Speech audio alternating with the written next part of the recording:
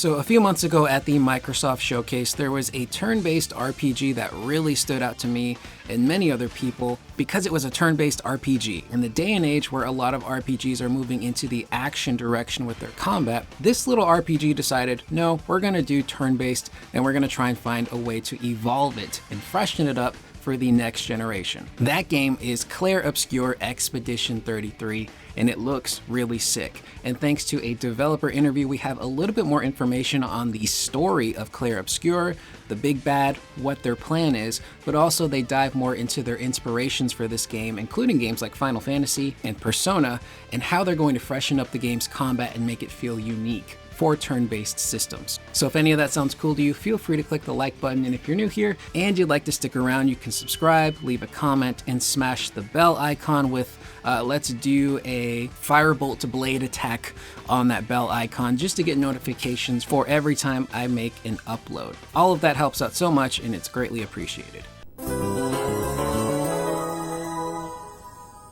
So when Clair Obscur was first shown off at the Xbox Showcase, myself and I think a lot of other people assumed it was going to be exclusive to Microsoft platforms. Thankfully, it is not. It is coming to PlayStation, and I also assume it will be coming to PC at some point as well. So that's nice to know. It's going to be multi-platform. That gives the game a chance to, have a bigger audience to reach and more people can play it. But the game itself comes to us from a French development team by the name of Sandfall Interactive. And thanks to the PlayStation blog, they got to sit down with the founder and creative director at Sandfall, Guillaume Broche, to talk more about Clair Obscur and its world. Starting off first with the game's premise. Guillaume goes on to say, Expedition 33 reflects the expedition group led by the protagonist Gustave to destroy the Paintress.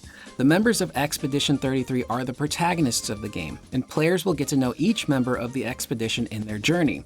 For years, the Paintress has painted a number on her monolith and erased everyone of that age in an event known as the Gommage. And each year, a new expedition ventures out to try to destroy her and stop the cursed cycle. So, to me, that sounds pretty sick. I played a lot of RPGs over the years and video games in general, and you always have a big bad trying to do something crazy or world-ending, and there's always a small group of characters that has to stop them. That's very RPG, Final Fantasy, Persona, Kingdom Hearts, whatever. So this is already in line with, some of the classics, but I don't think I've ever played a game that has this type of premise where there's an enemy that is just wiping out people from specific age groups one at a time. That's actually pretty cool and pretty sick, and when you think about it, it's pretty twisted because I believe in the trailer they show 34 on that monolith and then it goes down to 33, so it's counting down younger and younger, and eventually you're going to get to the point where the only people left are probably teenagers and kids, which is super devious of the Paintress to do. Also, the Paintress is a great name.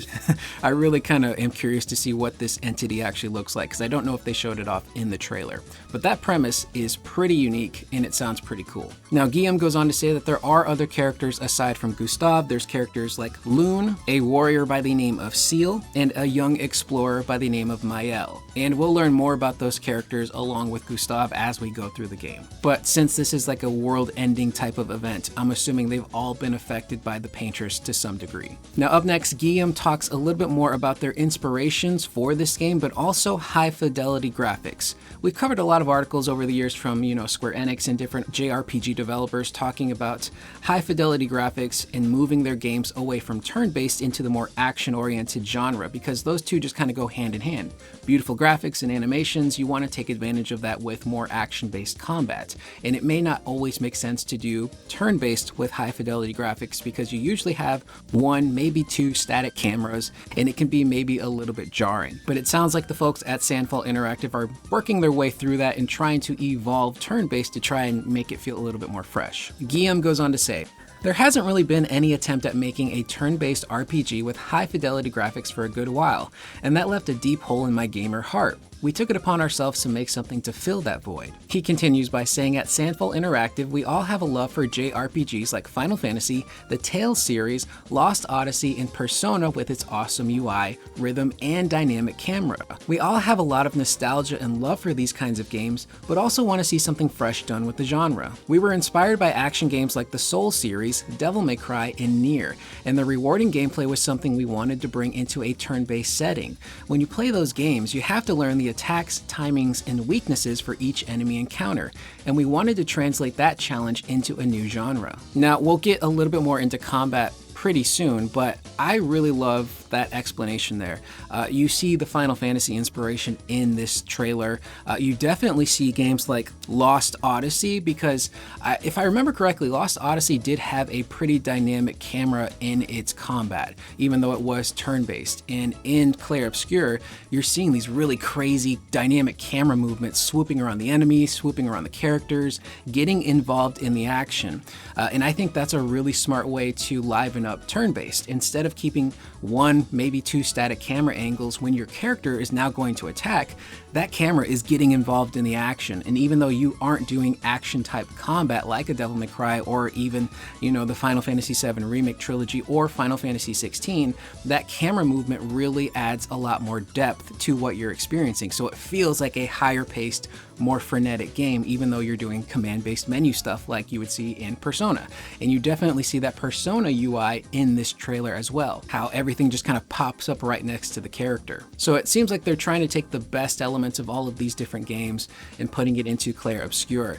And I also really love the references to things like Souls and Devil May Cry. In those games, when you're fighting waves of enemies or you finally beat a difficult boss, there is that really rewarding sense of, oh crap, I finally did it.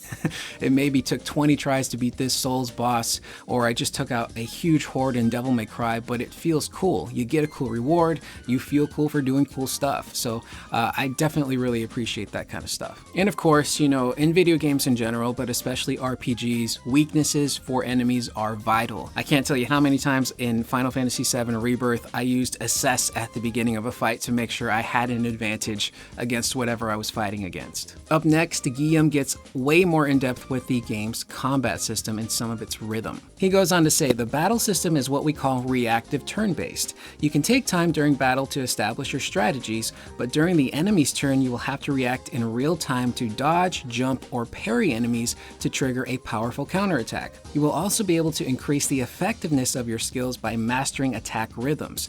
Players will also be rewarded for their skill. It's even possible to do a no damage run if you master all the enemy's patterns. I kept thinking about ways to make turn-based battles more engaging. The attack rhythm system is a mix of different inspirations. We wanted to make something fast-paced to fit the vision we had for battle. As soon as I finished the first prototype of the defense system, I knew it was something special. Guillaume continues by saying, I'd say dodging and parrying are the most common things players will need to get to grips with as they play. The timing is pretty important, but the payoff is always really rewarding. Also, you can aim your ranged weapons at enemies too, hitting exposed weak points to do some extra damage. For example, Expedition 33 features some huge boss battles too that'll really put players' skills to the test. And just like any great RPG, you can also build your characters to take advantage of different things in battle, including these real-time mechanics. We're all looking forward to players finding out more about how the game feels as we work towards the game's launch next year. So all of that to me sounds pretty cool. Now I know there might be some people out there that really love the tried and true turn-based formula that might feel a bit hesitant learning that they're gonna have to do real-time commands like dodging, parrying. That might be a bit worrisome, but watching the trailer for this game, it seems like it's relatively straightforward. The characters might go in or the enemy might attack you, the button prompt shows up, and then you just press it. So hopefully it's not something that's super strict to the point where you can miss it if you aren't careful or you're maybe not paying full attention, but it does add another sense of, okay, I really need to pay attention to what I'm doing in battle. And I think I brought up this example when Clair Obscur was first released, but it reminds me a little bit of Legend of Dragoon, where the characters in that game, when they would attack, you would have a button prompt show up on the enemy, and if you timed your button prompts properly, you would do extra damage or sometimes another attack chain on that enemy. And it kind of reminds me a little bit of that. It seems like that's kind of what Clair Obscur is doing, boosting up your attacks, making skills more effective, so I think that's pretty cool. And again, that's a really great way to evolve the turn-based franchise going forward without doing too much action stuff. And in the trailer, we do see that there is a seemingly like a turn window like we had in Final Fantasy X, letting the player know, okay, this is the order of attacks between your party and the enemy, which I love that in Final Fantasy X. That's something that I actually would love to see come back at some point to the Final Fantasy franchise if they do decide to do something more turn-based again. But to see, Clair Obscur kind of taking that idea and running with it, I think is pretty cool. So all in all, even though this is turn-based or reactive turn-based as Guillaume says, it really sounds like it's taking the best of every different RPG element out there, whether it's action stuff with the camera and really getting in there and moving around the characters, or the button prompts that come up that allow the characters to jump or counterattack and do parries, all the way to the Persona style UI, to even that, turn window. It's kind of taken the best of all of these different games that have come out over the years, whether it's Final Fantasy or Lost Odyssey, Persona, what have you, and they're trying to find a way to make it their own. And the art style, I think, is beautiful. Obviously, Ben Starr is going to be in this game. I believe he's voicing Gustav, so having a familiar voice, from a Final Fantasy franchise, I think is great. Ben was phenomenal in that game, and I'm really curious to hear his take on a character outside of Clive in a different RPG, and to see what he does with that. And considering how high fidelity this game looks, I'm really curious to see how bombastic and large these boss battles actually get. One of the biggest boss battles I think I've ever done in a game was from the Horizon Forbidden West DLC, where you're fighting this massive spider mech octopus thing. And the fact that this thing is even running on a PlayStation 5 is insane. It's probably, other than God of War 3 with the Kronos battle, I think it might be the biggest boss battle I think I've ever done. So I don't know if Clair Obscur is going to have, that level of bosses that are massive in scale, or if it's just going to be more of a different phases kind of thing. But either way, I'm pretty excited to see more about this game. It looks really intriguing, and a return to turn-based with some newer elements thrown in there I think is probably the right way to go about things. So with that being said, that is the video. I am Curious Corduroy. Let me know in the comments down below, what do you guys think so far of what we're learning from Clair Obscur Expedition 33? Is there anything that really stood out to you? Maybe it's the story, maybe it's the combat. Let me know in the comments down below. I will see you guys in the next video. Please remember to always be excellent to one another.